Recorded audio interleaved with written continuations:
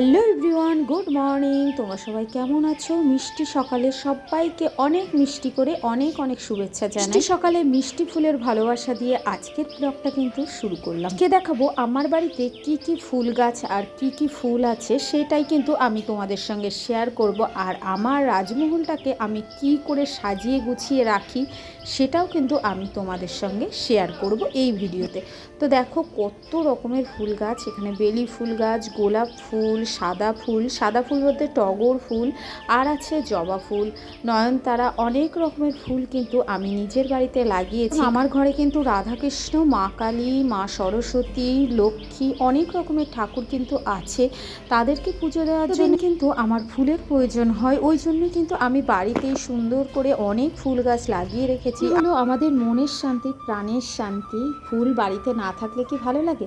তো দেখো আমি কিন্তু সকালবেলায় উঠে বাইরেটা ঝাড় দিয়ে তারপরে কিন্তু চলে এসেছি ফুল তোলার জন্য। আর এখন গাছে এত ফুল হয়েছে, ফুল তুলতে কিন্তু আমার অনেকটা সময় লেগে যায়। তো যাই হোক, দেখো আমি কিন্তু সাদা ফুল তুলে নিচ্ছি। আর জবা ফুলও কিন্তু আগের মতন আর ফুটছে না, জবা ফুল এখন ফোটা অনেকটাই কমে গেছে। তো আজকে কিন্তু আমি তোমাদের সঙ্গে আর একটা জিনিস শেয়ার করব, আমি ঘর বাড়িকে কিভাবে সুন্দর করে গুছিয়ে রাখি সেটাও কিন্তু আজকে এই ভিডিওতে আমি তোমাদের সঙ্গে। তো দেখো এদিকে কিন্তু রান্না বান্না আমি স্টার্ট করে দিয়েছি, কারণ সমস্ত কাজের মাঝে কিন্তু রান্নাটা করতেই হবে, না হলে কি খাবে বলো। আর আমরা আজকে এইসব রান্নাবান্না খাবো না, মানে বাড়ির লোকেদের জন্য এই রান্নাগুলো হচ্ছে। তো যাই হোক, দেখো এখানে হচ্ছে আলু ভাজা, গোল গোল করে আলু ভাজা, আজকে নিরামিষ হবে। দেখো গোল গোল করে আলু ভাজা হচ্ছে। আর তোমাদের দাদাভাই গোল গোল করে আলু ভাজা খেতে বেশি পছন্দ করে, আমার আবার একটু কুচি কুচি করে। তো যাই হোক, আমি যেহেতু খাবো না তো গোল গোল করেই করেছি, দেখেছো বেশ বড় বড় আলু।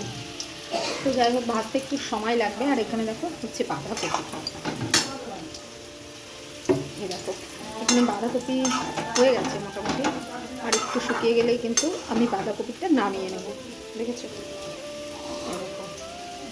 আর এখানে দেখো রান্না করবো পনিরের তরকারি। তো পনিরগুলো কেটে নিচ্ছে একটু একটু করে, আর কিছুটা আছে ওইটাও কেটে নেবো, এটা কেটে নিলাম। আর এই দেখো আলু কেটে নিয়েছি ডোম ডোম করে, দেখেছো আলু কেটে নিয়েছি।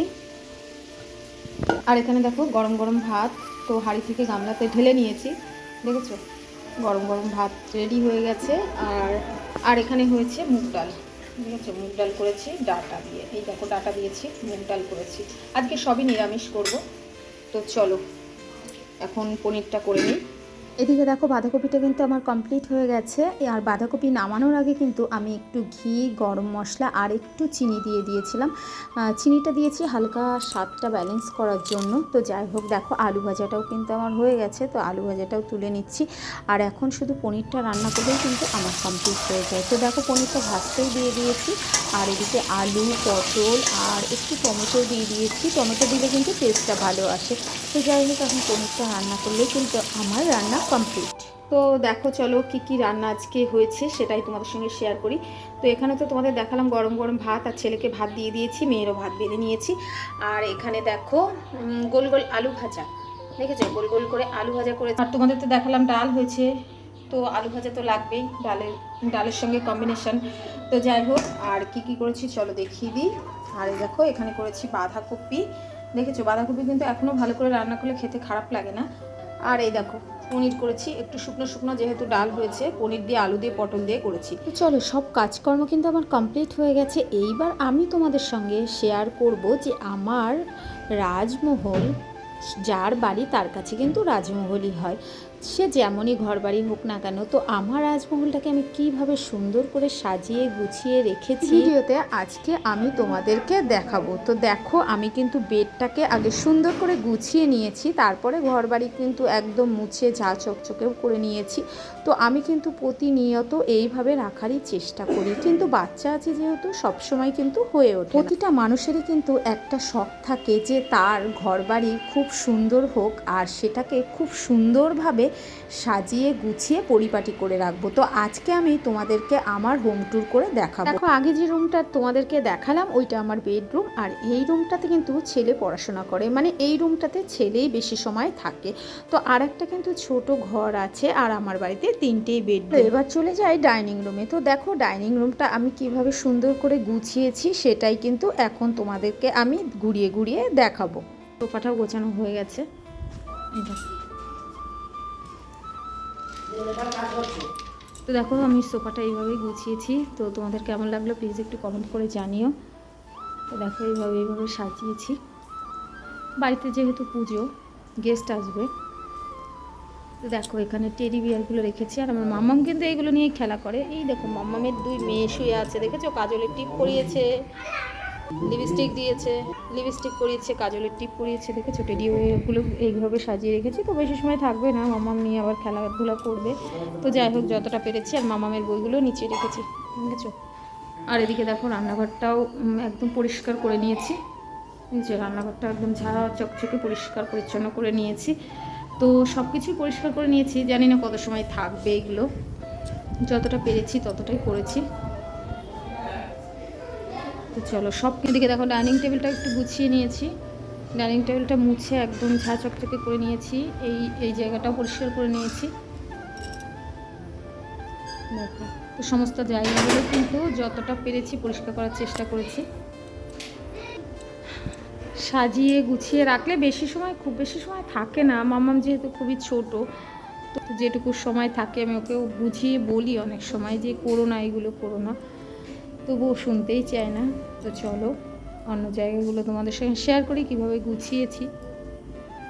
দেখো বন্ধুরা এখানে পুজোর সমস্ত কিছু মোটামুটি জোগাড় হয়ে গেছে। তো দেখো এখানে তো তোমাদের সকালে দেখালাম পুজোর বাসন মাজা, মানে পুজোর বাসন মেজে রেখে দিয়েছি এখানে।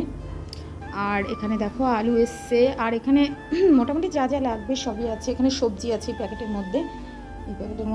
আর এই দেখো তেল সব কেনা হয়ে গেছে। আর এখানে দেখো আলপনা দেওয়া হয়েছে, দেখেছো? তো আজকে আলপনাটা দিয়ে রাখলাম, না হলে কালকে হুটো পাটাতে হবে না, জানো তো। আর এই দেখো এখানে ডাল আর চাল এগুলো রয়েছে এখানে। তো যাই হোক এই দেখো এখানে পাখা টাকাগুলোও রেখে গেছে।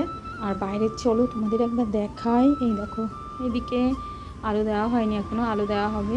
তো এখানে মানে রান্নার যত সরঞ্জাম আছে কড়াই টড়াই থেকে শুরু করে সব কিছু এখানে রেখেছে। আর এখানে দেখো জল টলগুলো রেখে দিয়েছে। টেবিল মানে মোটামুটি কমপ্লিট হয়ে গেছে। দেখো ওখানে ত্রিপল দিয়ে দিয়েছে। তো যাই হোক কালকে যেহেতু পুজো, আজকে কমপ্লিট করে না রাখলে কী করে হবে বলো। আর এখানে দেখো হোম করার জন্য সব কিছু এখানে গঙ্গা মাটি, গঙ্গা জল, সব কিছু কাঠ রেডি আছে। দেখো গঙ্গা জল এখানে আছে। আর ঝুড়িও লাগবে, ঝুড়িও রেডি করা হয়ে গেছে। তো যাই হোক যতটা পেরেছি আজকে কিন্তু কমপ্লিট করে রাখলাম, বুঝলে, না হলে কালকে হবে না। চলো উপরে গিয়ে তোমাদেরকে দেখাই উপরে কি বাজার হয়েছে। এই দেখো এখানে মুদিখানা বলতে এখানে খই মুড়ি মুরগি যা যা লাগে ওখানে সব কিছু আছে। আমি অতটা ডিটেলস জানি না, ঠাকুরমশাই যেগুলো লিখে দিয়েছিলেন ওইগুলো আনা হয়েছে। আর এখানে দেখো ফল টল দিয়ে এই ব্যাগের মধ্যে রাখা হয়েছে। তো যাই হোক দেখো সব গোছগাছ করে নিয়েছি। আর পুরো ভিডিওটা মানে কাজের ভিডিওটা তোমাদের সঙ্গে আমি শেয়ার করতে পারিনি, কারণ অনেকটা টাইম লাগতো, তাহলে প্রচুর কাজ করেছিল। আর দেখো এখানে কলা, আর এখানে পুজোর সমস্ত কিছু হয়ে গেছে, দেখেছো? এখানে নারকেল টারকেল আছে, ডাব আছে। তো এগুলোকে এখন সব ঢালতে হবে, না ঢাললে হবে না। তো ঠাকুর ঘর পুরো প্যাকড আপ হয়ে গেছে। এই দেখো দেখেছো আমার ঠাকুর, এখনও শয়ন দিইনি। এই দেখো শয়ন দিয়ে দেবো, এখনও শয়ন দেওয়া হয়নি। তো দেখো এটা হলো আমার বাড়ির ঠাকুর ঘর। তো ঠাকুর ঘরটা তোমাদের সঙ্গে অনেক দিন আমি দেখিয়েছি। তো দেখো ঠাকুর ঘরের সমস্ত পুজোর জিনিসপত্র রেখে গুছিয়ে রেখেছি। ব্যাগ থেকে এখনও কিছুই বের করব না। তো চলো আমার হোম ট্যুর কেমন লাগলো তোমরা প্লিজ একটু কমেন্ট করে আমাকে জানিও। ভালো লাগলে লাইক কমেন্ট শেয়ার করে আমার পাশে থেকো। টাটা।